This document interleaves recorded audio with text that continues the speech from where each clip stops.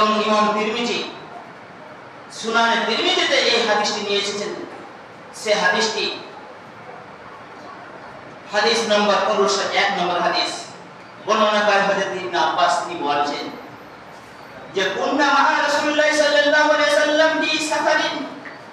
হযরত ইবনে আব্বাস রাদিয়াল্লাহু আনহু বলেন যে আমরা রাসূল সাল্লাল্লাহু আলাইহি সাল্লামের সঙ্গে সফর অবস্থায় আমরা ছিলাম। ফাহাদাল আজালি, এবং আমাদের সামনে চলে আসলো ঈদুল আজহা। ঈদুল আজহা আমাদের সামনে চলে আসলো। ফাস্তারাকনা ফিল বাকারাতি সাবআন ওয়া ফিল বাঈর আসরাতান।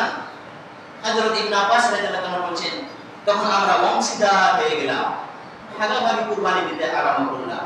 কয়জন করে ফিল বাকারাতি সাবআন, গরুতে আমরা 7 জন করে আমরা দিতে শুরু করলাম। ওয়া ফিল বাঈরে আসরাতান, এবং একটি উটে 10 জন করে আমরা ভাগে কুরবানি দিতে শুরু করলাম।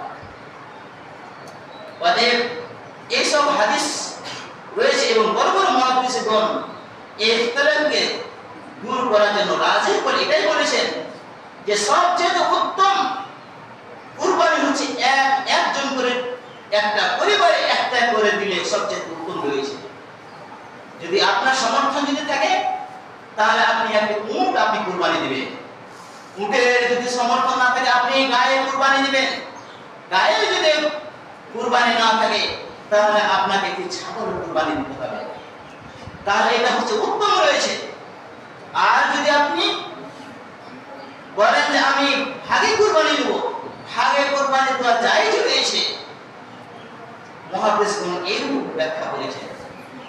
অতএব ইখতিলাফের দিকে আমাদেরকে না গিয়ে আমাদেরকে সোজা রাস্তায় আমাদের আসতে হবে, যে আমাদেরকে চেষ্টা করতে হবে যে আমাদেরকে বাড়িতে, প্রত্যেক বাড়িতে ছোট যে ছাগল রয়েছে, ছাগল পোষার আমাদেরকে চেষ্টা করতে হবে, বা গরু রয়েছে, গরু পোষার চেষ্টা আমাদেরকে করতে হবে।